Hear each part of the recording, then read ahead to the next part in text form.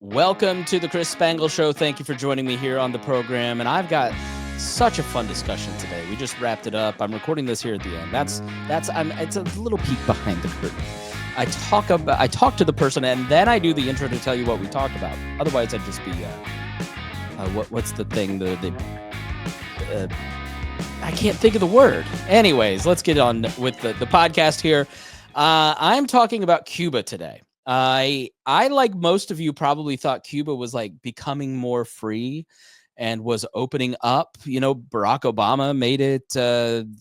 He did something to make it better. He opened it up so we could go to Canada or to Cuba. Excuse me, Canada, Cuba. They're all communist paradises, right? But my guest today, Gaby Blanco, is a speaker for the Dissident Project and Gideons International, as well as a member of Ladies of Liberty and a Young Voices contributor. And I was sent her article. I work with Young Voices. They pitch me various people.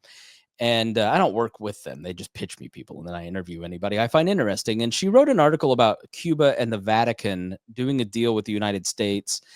And I read it, and I was like, wait, Canada or Cuba is not free. I really wanted to have her on to talk about Cuba. This stinks. Welcome to the Chris Spangle Show. Thanks so much for joining me. I am so excited for you to listen to this conversation today. I had on Gaby Blanco, who is a speaker for the Dissident Project and the Gideons International, as well as a member of Ladies for Liberty and a Young Voices contributor. And they sent me her article, Cuba and the Vatican Deal in the Face of U.S. Elections, at realclearworld.com. And I was fascinated to read about the situation in Cuba because I, like most of you, thought, well, Barack Obama opened it up in 2014. They must just be enjoying the fruits of liberty now. And that is not the case.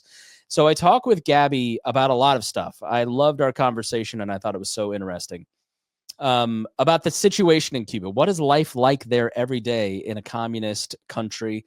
How are Christians treated? She shares a little bit about her testimony of coming to faith. And then we talk about, her view of American politics as somebody that is a recent American. So stay tuned. I think you'll really enjoy it. Here is my interview with Gaby Blanco.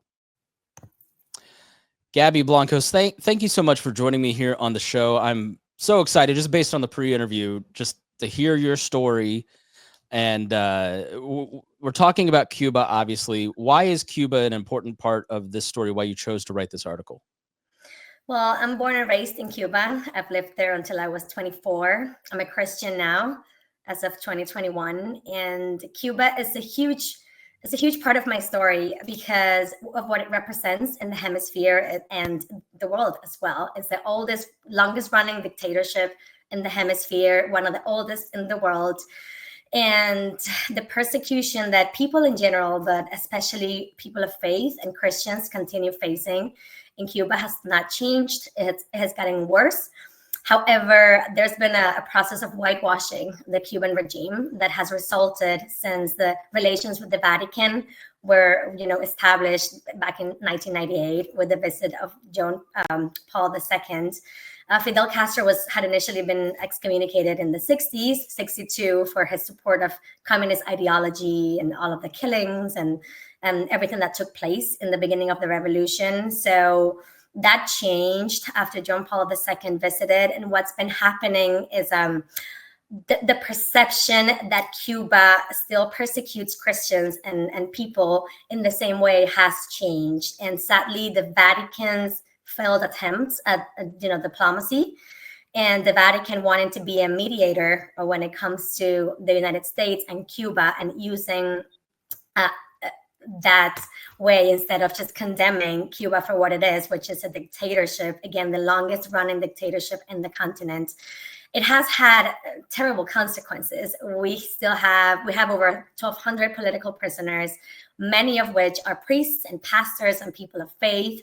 You cannot post or say the wrong thing online, and this goes mainly for churches as well. They are monitored. They have people infiltrated.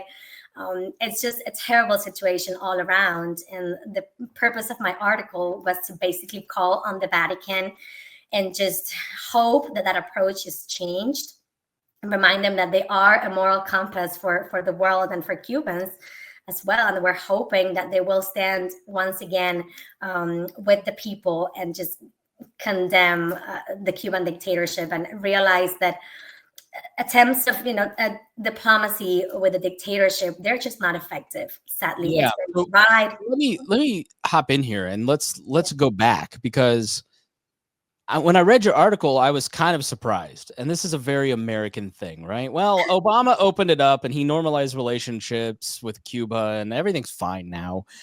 And then I read your article. I was like, oh, okay, things are not fine because there's political prisoners taking place, right? So, Fidel Castro died. I don't even know if Castro is Raul still in charge in Cuba. Like, who is ruling the Cuban people? Who's in charge of the dictatorship, and what is the condition within Cuba right now? So we have a president that obviously no one voted for. Diaz-Canel is his last name, but Raul Castro is still alive. He's still in power, so he still rules the country. Okay. We just have this face that is presented as, the president. But repression has gotten worse with the internet and things being more open now. And, the crackdown on social media and information has just gotten worse.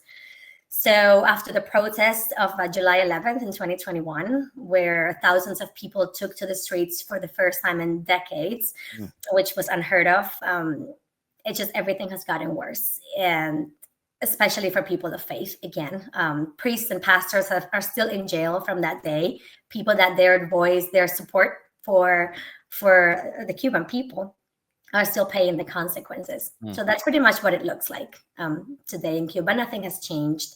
So what is life like for the average Cuban? I mean, when you were there, your family, what does that look like? I mean, Americans kind of have this memory of, oh, well, they all drive cars from the 50s and life used to be great. Now it's bad. But tell us a little bit. I know the pandemic there was really hard for people that lived in Cuba.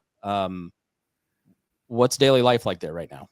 So right now it's more difficult than ever, even so considering the special period that came after the collapse of the Soviet Union in the early 90s. It's still worse now because, well, time has passed and basically the Cuban government controls all the infrastructure that it cannot maintain. No amount of donations and aid that are received are enough. Cuba receives over $3 billion just worth of remittances and donations yearly, and none of that will be enough. We have rolling blackouts again. Communities can stay 2, 3, 4 days more without electricity. That's just normal. We just had another massive blackout on the 14th. So I believe it's like 90-something% of the population was in the dark. It was absolutely not even in a war zone. You see these things. Yeah. So there is no fuel. You see very few of these cars on the roads anymore. Sadly, they're also really costly to maintain. There's no food. And again, your freedom of expression and freedom of religion, it's just getting tougher for everyday Cubans. How is that for? So the freedom of speech piece, like I could see, like, I mean, does Facebook participate in the oppression of people, or like, how do people communicate? That, are there monitors everywhere, like you would think about North Korea? Like, how does that work? How does the oppression and the suppression of speech take place? The government controls absolutely everything. So they have an entire school called OC where IT it's studied, and they monitor everything that goes in and out. So let's say you as a church, if now you're going to put a message online, if you're going to put a message in support of Israel, you cannot do that. Everything has to follow their script, and everything has to show support for the government. Last year, they actually made it illegally, so now it's an actual felony, and you will go to jail for posting the wrong thing on social media. Now, they've always done this since 1959. People would go all the time to prison for saying the wrong thing, going out with a sign. But now they've made it into an actual law. I believe it's up to 7 years that you can face imprisonment for sharing or posting the wrong thing or being heard saying the wrong thing. So the crackdown has just gotten worse. And it's a response to the more open society, I guess, that we have now. Fidel Castro, it was a different time, but they were more successful in keeping Cuba shut from the rest of the world. Whereas now you do get a lot of that outside influence, and people have social media still, and they use VPN, and they're able to see what life looks like outside. So people are harder to control the more information they have. And so, yeah. So the religious aspect, I mean, Christians obviously are persecuted in any kind of authoritarian system, because faith in anything other than the government and the authoritarian system is obviously sinful to the authoritarian. Yes. But also just as a gathering place, like, so tell us your experience with, now you mentioned that you became a Christian in 21. I'd love to hear that story. And I'd love to, was that here in America? Was that in Cuba? Like, were you an atheist in Cuba that was a like what? I'd love to hear a little bit about your faith journey before we talk about the faithful in Cuba. For sure. So my story is it's kind of funny. I was raised an atheist. Again, religion was pretty much removed entirely from society after 59. And so my family that used to be Catholic, and my parents were raised atheists. And so that's how I grew up. Now, my first experience with the Catholic Church was in Cuba. I studied as part of one for a few years, 2 years. I studied English. But it didn't have anything to do with faith, to be honest. It was just a great place to study because churches have, agreements with nonprofits and international organizations. And so they offered courses that you were not able to access otherwise. You were able to study business, you could study English, and good programs too. So that was my first experience with the church. But it was that was just about it. I moved to the Cayman Islands when I was 24. I was working as a waitress for hotel restaurant, and that was my first running with a Christian church that a friend took me to, which I also loved. But again, it was more about the desire to help out and get involved in the community and things of that nature than really thinking about my relationship with Christ and what that looks like, and did I believe in God, and did I dare admit to myself that I believed in God, because I was raised in a society that really does separate, the scientific from religion, and anything religion related is just attributed to ignorance, pretty much. Yeah. So yeah, there was a lot of questions in my head about God at the time, but I never dared address them. Then I got older, moved to the United States at the end of 2019. And what happened in 2021 is, I had met my now husband, and we've been talking. He was raised Catholic, but again, he didn't have a personal relationship with Christ. And so we had been talking about the questions we both had. And I said, we should find a home church. And we were kind of in conversations when it came to that. When one day I was driving on the road and he was next to me having lunch. We were on our way to sign actually off on our new home. We were excited. And so I got into a car accident is what happened. I bumped into the truck in front of me because I did not realize that the light had turned red. So that was really scary. This is a super busy highway in the middle of Austin, Texas. And I get out of the car so nervous, about to cry, thinking, oh my gosh, I just damaged this amazing truck. I'm going to get screamed at. And when I exit the car, I find an elderly couple standing there, and the gentleman is holding a Gideon Testament, so one of the little Bibles. Yeah, like they can find in a hotel for those that aren't familiar. Correct. Yes, they're an amazing organization. My husband is now, after all of that, he's actually a Gideon. So, so yeah, I get off the car and then I approach him like, I'm so sorry, but like, we'll give you the insurance information. I didn't know how sorry I am, and he was just, don't worry about it. It's something minor. It's just a tail light. We'll get it fixed. Have you heard about the good news of our Lord and Savior Jesus? I was like, huh? But are we doing this in the middle of the highway? And he just asked us basically, do you have a home church? And they just invited us to their church.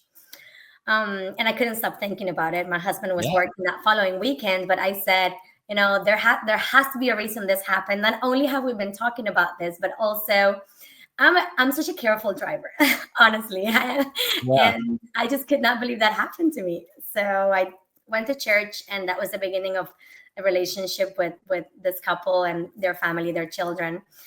And a few years later, we got married at their kids' property house here in Austin. He was one of the officiants of our wedding.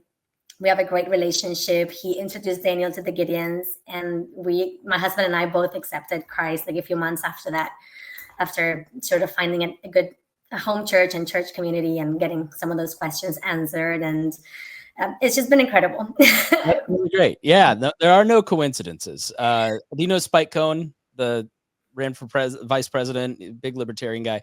He recently just committed to Christ, and he found in his dad's belongings, his dad sadly just passed away, that he had committed to Christ 50 years to the day before Spike did. Just one of those amazing little things that are not coincidences. Not coincidences. I agree. Beautiful little happenings. Yeah, I agree. I mean, every story of conversion is just so incredible, I feel. And that was the beginning. We've been blessed enough to be testimony speakers as well for the Gideons in some of their conventions and, pastors' lunches. And we're happy because my husband is Venezuelan and I'm Cuban. So we actually get to share some of what happens in our home countries and what it looks like today to be people of faith in these countries, and try to raise whatever awareness we can. Now, we didn't anticipate evangelizing here, but I'm so glad that you could share that story, and I really appreciate it. I think it's a beautiful story and amazing. And I wonder, like, when you were in Cuba, we actually have a very similar story. I was an atheist until I was 18. I was raised here in America, and the cultural messages, very science-based and be true to yourself. A lot of, the worldview that I think you get if you're just not religious, right? Yes. And what was the world, if you live in Cuba, like, are they still communist? Like, are you still given, like, the party is your religion, or there's no religion? Like in Russia, we met a Russian couple on our honeymoon, and they're like, we don't celebrate Christmas. We have New Year's. That's the celebration. And I read in your article that, like, you couldn't even celebrate Christmas in Cuba, and the Vatican helped negotiate that you could start celebrating So is Christianity or religion in general just not a function of daily life there, or is it very underground? Like, what does that look like if you're a person of any faith, but especially a Christian in Cuba? Right. So that has changed over the years in different ways. They're still persecuted, but it has changed. When Fidel came to power in 1959, he decided to make Cuba an atheist state. Because obviously religion is everything opposed, to Marxism. And he found the greatest threat to be the Catholic Church. Because again, biggest church in the world, massive influence. And when people have, in this case, Christ at the center of their lives, then they don't have men and they don't have the government, and they're sufficient. And you try to have a nuclear family, which is also something they absolutely targeted, because they needed everyone dependent on the government. So, single moms and abortion policies were starting to be pushed to the population. So early on, he banned Christmas. All the religious schools were closed. People had to remove all religious images from their houses. People actually had to create underground churches at their homes, where they hosted mass, weddings, even funerals. I saw an interview of a lady recently. They hosted funerals because you were not able to do that. So people of faith were not allowed to join the Communist Party. There was huge stigma. You would lose your job. Your kids would not be able to go to university. There was serious repercussions with being associated with people of faith. There were a lot of religious people were also sent to the labor camps that were created as one of the ideas of Che Guevara, because to quote what he said, work will make them men. So they sent all the undesirables, what they call the undesirables of society, to these camps. This included people of, religious people, people with long hair, people that were gay, and artists, anyone that did not follow the specific script, looked a certain way. They were all, or believed the same message. They were all sent to these camps. And Christmas was part of that. So it was banned for 30 years in the name of prioritizing the sugar harvest. And it was only reinstated after John Paul II's visit. He was able to negotiate Cubans having Christmas Day off again. And it's a national holiday since that day. That was pretty much, it was a great thing. I remember I was very little, but I was taken to that mass, when he was there. And, it was the only change, if you can call it that. It was a good thing, but it just wasn't enough.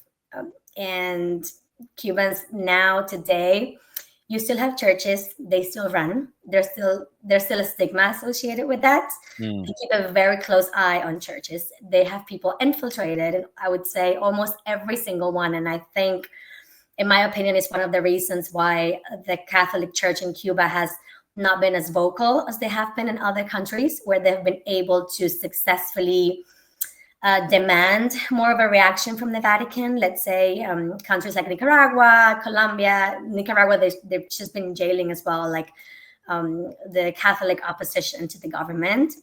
So they're following a similar script, but the current Pope Benedict, he has condemned that after the Nicaraguan church was a bit more persistent than the Cuban church. It does matter, obviously having the backup of an organization like the Vatican and the moral leader of over 1 billion Catholics worldwide. So Cubans were just hoping to get the same from the Pope. But the church in Cuba continues to be persecuted. Again, you cannot have big congregations of people because it's illegal. You cannot post or share opinions online that could affect or go against the image that Cuba is trying to sell the world.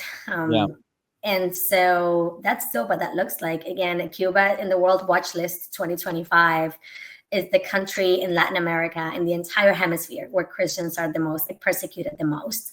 Yeah. So really no good change or no permanent change has come from all these visits from popes over the years, all these relations with the Vatican. They tried to intercede during the Obama administration as well. They were a mediator for normalizing relations between the two countries, which was really one-sided. The cultural exchange and the travel and all of that, it was only for the United States. Cubans really saw no real change after that, and opening that pipeline that was opened again when the embargo measures were, softened and the restrictions were lifted, it just all went to the pockets of the dictatorship, which got richer, got stronger. And a few years after that, you actually had a lot more political prisoners than you did before. So it's just a massive failure. And now it just looks like it sort of happened again, or it was trying to happen again, when Biden, during his last week of his administration, he just negotiated the removal of Cuba from the terrorism sponsors list, and also negotiated the lifting of some of the sanctions for some of the government entities, which are all of them, because they're all controlled by the government. So so the terrorist watch list, the terrorist sponsor list, excuse me. Yeah. Trump puts Cuba on at the end of his first term. Biden at the end of his term. I'm just assuming his first term, probably not going to be second. But adds them back. What does the terrorist sponsor list? I mean, what terror does Cuba sponsor? And because I think of terrorists as like Muslim extremists, maybe some white supremacist groups, right? But I think Cuba. Yeah. Right. So is this just a ploy that the American government uses to try and control a hemispheric adversary, or is this something that they're very seriously generating terrorists around the region that we need to be concerned about? Like, fill us in on that piece, because that seems interesting to me. Why are we calling them terrorists? That's a great question. They're terrorizing their people, right? But are they terrorizing other countries? I guess what's the definition here? Well, if it was only Cubans, I guess it wouldn't be as bad. No, but there's a trickle down effect. I hope that didn't come across. Not at all. Yeah, that's a valid question. That's a valid question. Cuba has been destabilizing democracies in the hemisphere since the revolution. This is not new. They have just done such an amazing job at what they've sold to the world, and I have to give it to them. Like, Fidel Castro was a mastermind, and he was able to sell the world this idea that Cuba is this generous country that sends, doctors and teachers, and they just want to help everyone. And that is not the case. Cubans have died by the thousands trying to leave this country. Cuba has directly sponsored and taught Venezuelans that are now going through something very similar.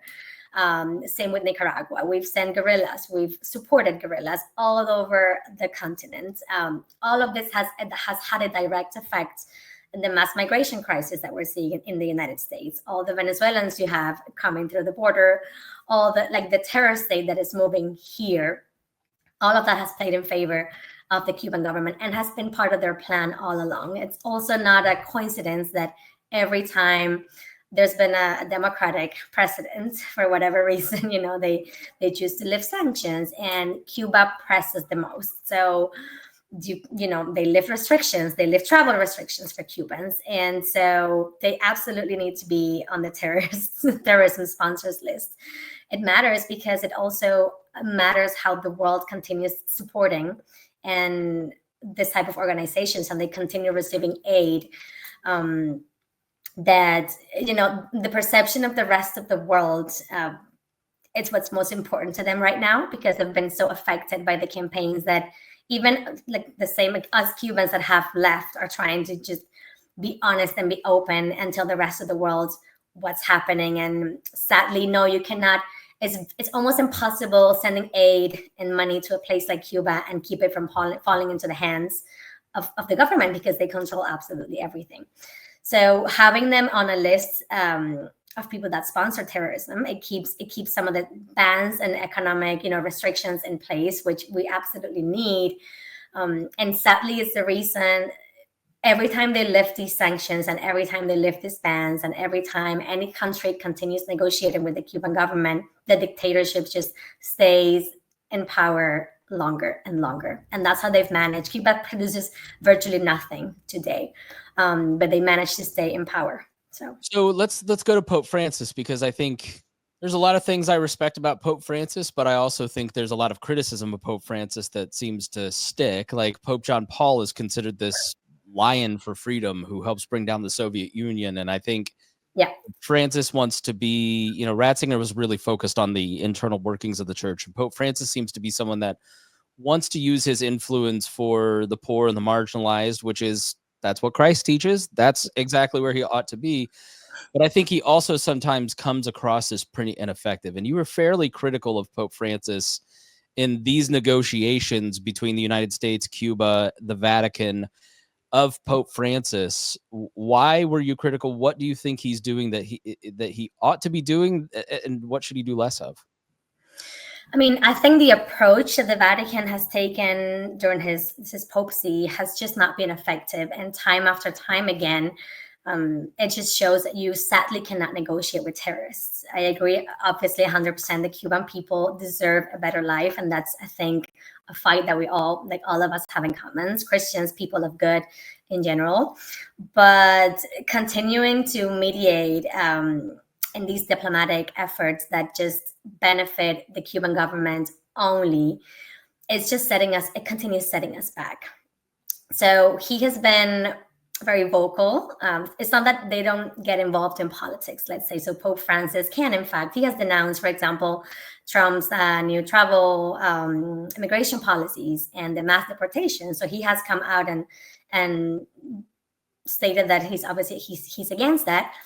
But then he fails to denounce left-wing policies with the same strength that he denounces right-wing policies. So it does show a bias, in my opinion, because they can and they do get involved in politics. And so, I mean, his efforts have just proven to fail. And what I'm hoping to do, because I have huge respect, again, for the Pope and for the Vatican, I'm hoping to show that there's a need to tackle things in a different way and to perhaps to condemn the dictatorship for what it is. And if you're going to allow for the Cuban government to use your name as a mediator in any of these efforts, at the very least, you have to stand by that. And in this last case, when it came to the 553 political prisoners that were supposed to be released, as soon as Trump put Cuba back on that list, the releases stopped. So at the very least, they need to come out and demand that they go through with the agreement, because it was not supposed to be. It was supposed to be in the spirit of Jubilee. right? Quoting the Vatican. So then I believe they've resumed some of the releases. Now, most of them have not been political prisoners. Their sentences remain intact. So they've been put on the streets just on their warnings that, you're temporarily out pretty much, but you have to be mindful of what you say and do. So you're not really free to be anyways. So if the Vatican is going to allow to be named as a mediator in these efforts, then they also have to stand by that and say, okay, we said 553, where are they?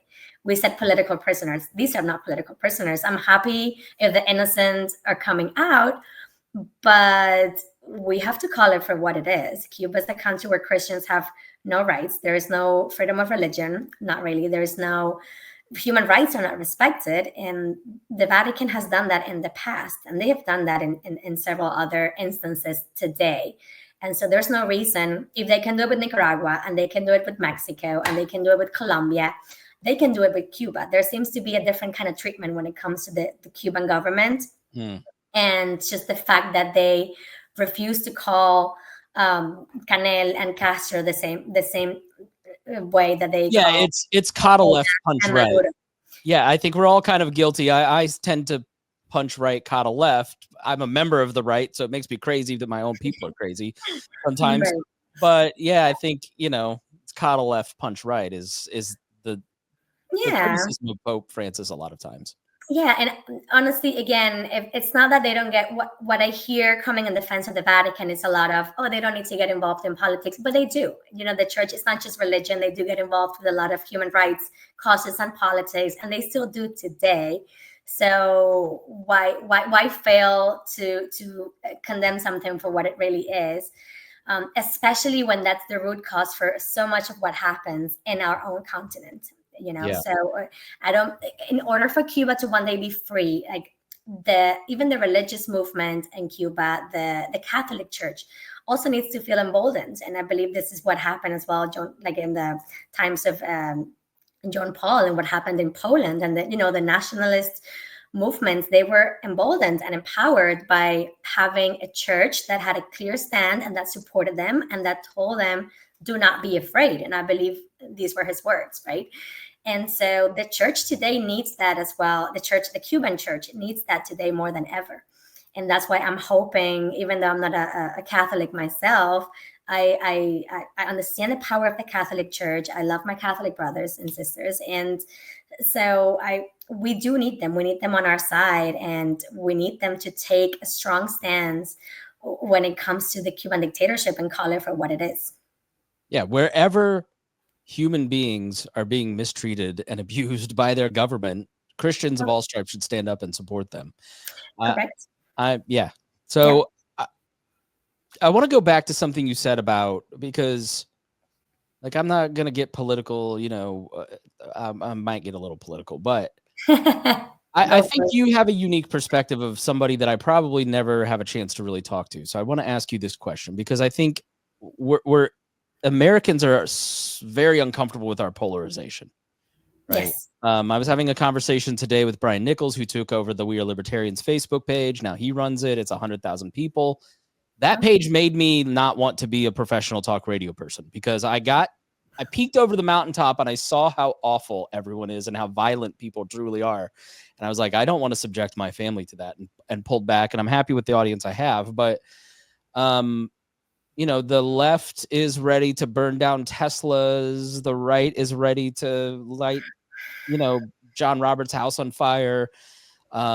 There's just this tension in the society that we have that we're not used to. I did not grow up with this. We don't know how to deal with it and process it. I would imagine, being an uneducated rube of your life circumstances, that if someone were in my church that were spying for the government, we tend to think that our government has so much money that they will pay people to spy on us, right? All these libertarian podcasters think they have a Fed assigned to them. You don't. But it's just somebody was paid to be a crisis actor in these situations. Right. I don't think that. I think there are true believers, left or right, that will participate in evil when given the chance. And we have two sides trying to see who's going to control that gun. And so what does the person that goes into a Christian church to spy for their government look like?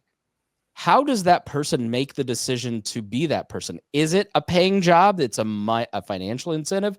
Is it a true believer's incentive? Is it right? Like, because I think that's an interesting psychology that we are developing here. You tell me if I'm wrong, but people will do and participate in terrible, evil things for their government because of certain factors. And I think that's a newer, well, I don't know that that's a newer thing. I think if you ask the Black community, it's a long-standing American tradition. What are your thoughts on that? Am I just being Glenn Beck paranoiac, or are you concerned about the health of America? And then, what does that person look like that participates in spying on other members of their church? Well, that could be anyone. It does not necessarily need to be someone that's paid. People will do, like you said, anything. People will engage in the most evil acts because they're threatened, because they basically have you kidnapped. They have your family. They have your future on their hands. They're the only ones that will allow you to travel, leave, eat, have a good job, maybe have a car. So it's very easy to manipulate someone when you have their entire lives on their hands. Beyond that as well, people sometimes still believe. I do think that people will do anything for a certain social status or for what they think will give them a certain social status. If you align yourself with a certain perspective and now you're a justice warrior, then that will bring people to do the craziest things, and that has been the case since the revolution. You would be surprised. Even with all the evidence around you that this is a failed state and this ideology is oppressive, there are still people who believe. There's still people. There will always be people will talk to me and defend, socialism, and they'll defend communism every day. And I always say, when you hear someone that's in shock because of what happened, let's say in Nazi Germany, and they say, I would have never done all of this. Yes, you would have engaged in what they sell to you, and they package this nicely as, social justice, and, you have to defend your country, and these are your people, and this is the 1%, and we have to go against the 1%, and they have to pay for what they've done to you, and they're the reason you're poor. And you are doing it today, not to the same level, because that's not what's happening here. But it's not that different. So they would absolutely have engaged in that behavior if they happen to be German, and at the time, and they do it today as well. So in Cuba, I don't think it's many, because I would say the average young Cuban is just looking for a way out. And the government knows that, and they know how to show you every opportunity that you could have if you just inform for them. Just become a member of this church for a year, and then you'll be able to go on this mission. And if you're a doctor or if you're a teacher, you'll be able to travel, or your wife has been wanting to travel for this time, we'll let her. So it's very easy to do that. And here the polarization, it did take me by surprise, to be honest. And I've heard from other people, I wasn't here, but I've heard that it wasn't always like this. Yeah, not at all. Not at all. It really wasn't. And this is why so many people don't like Trump, is it was always there. Trump speaks like every talk radio caller I screened in 2004. It just was not as naked and as amplified. Like, there's an amplification that I do think comes from Russia and Chinese influence on social media that makes it feel so much worse. But yeah, it was not. It's like somebody put a brick on the gas pedal in 2008 and never took it off. And again, Cuba, I'm going to take it back to Cuba, because in our entire continent, it didn't used to be the case, but the amount of support you still find in a lot of countries. There's a socialist epidemic in Latin America. And a lot of them have fallen for what Cuba promised. And all of these policies have destabilized economies, have destabilized societies.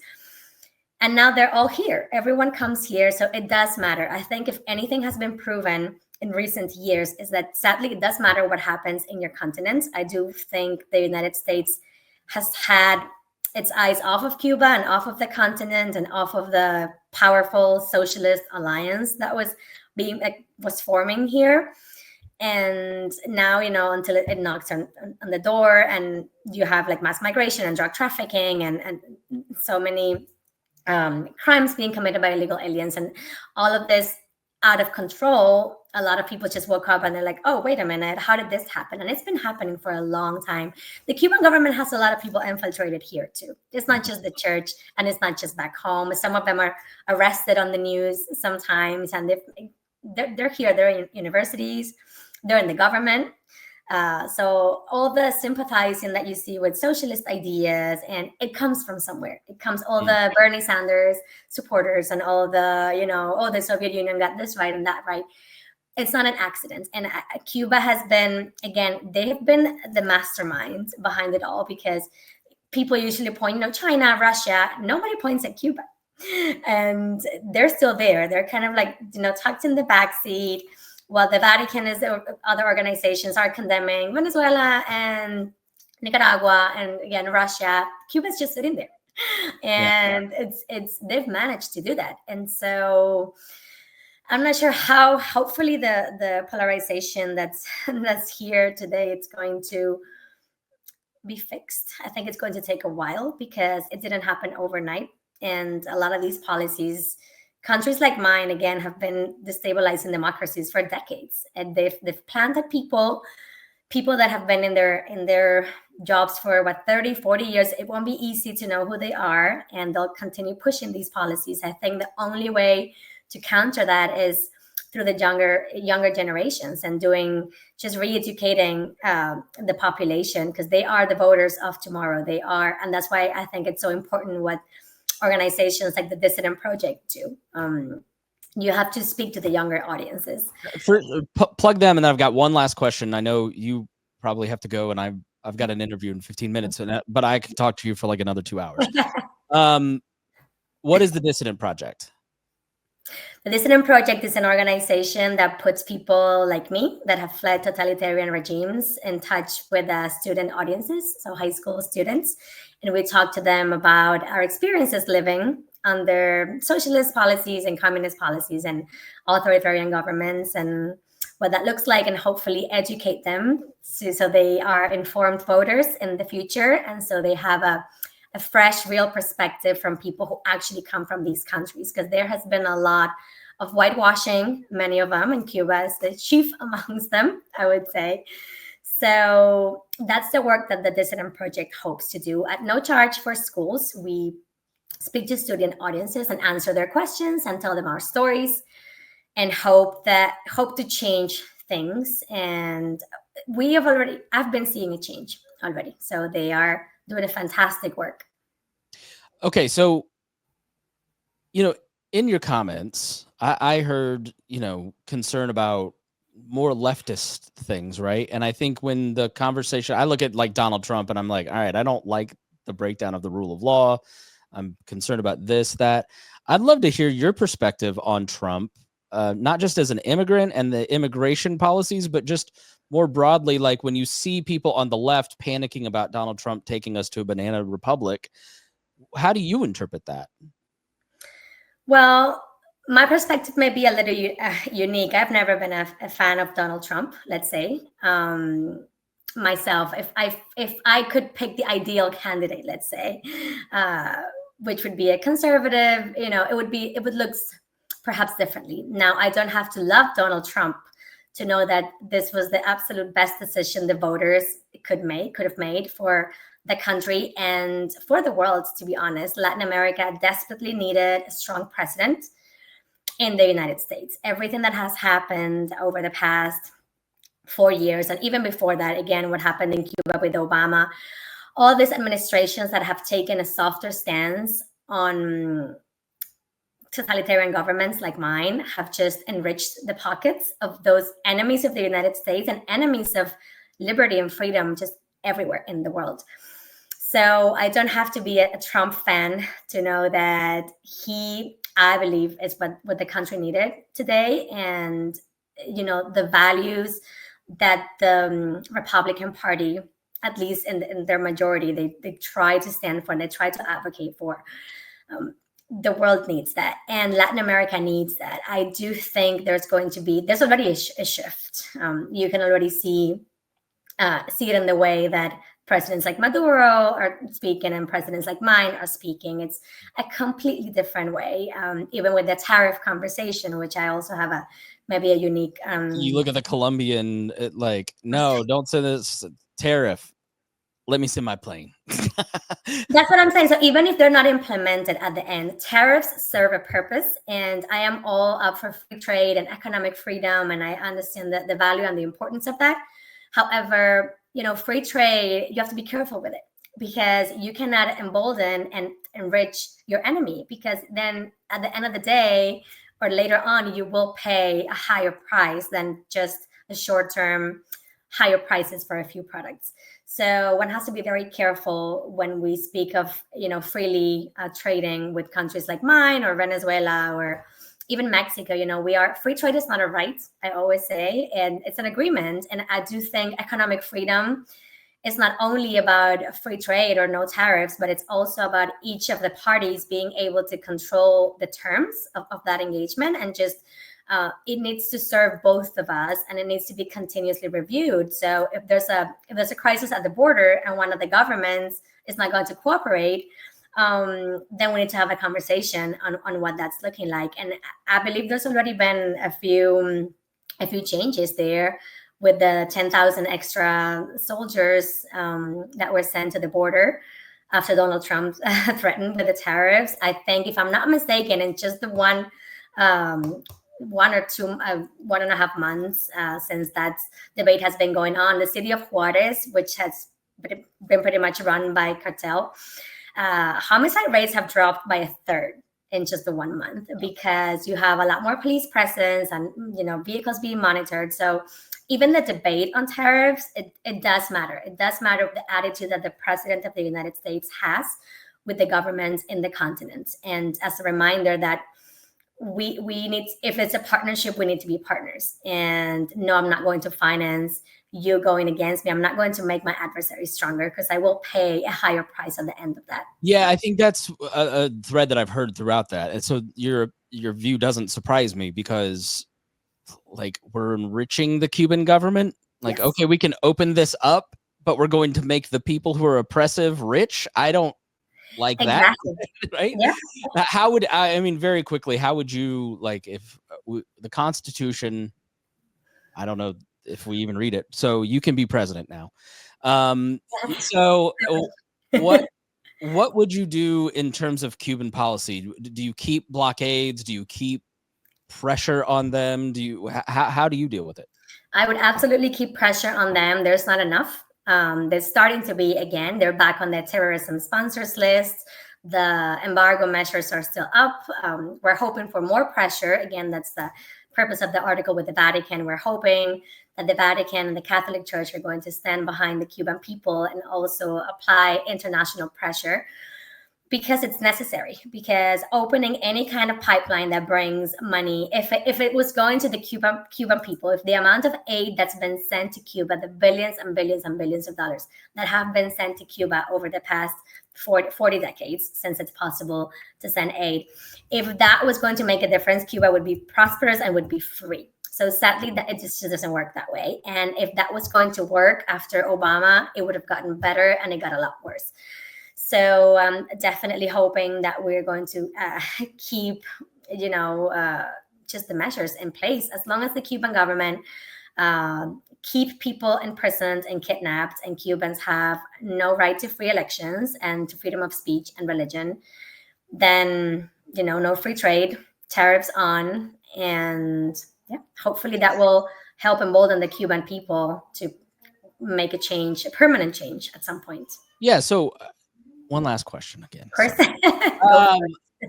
Would you say that it is fair that, I think if you just read the New York Times and you listen to this interview, you go, here's an immigrant who's pro Donald Trump.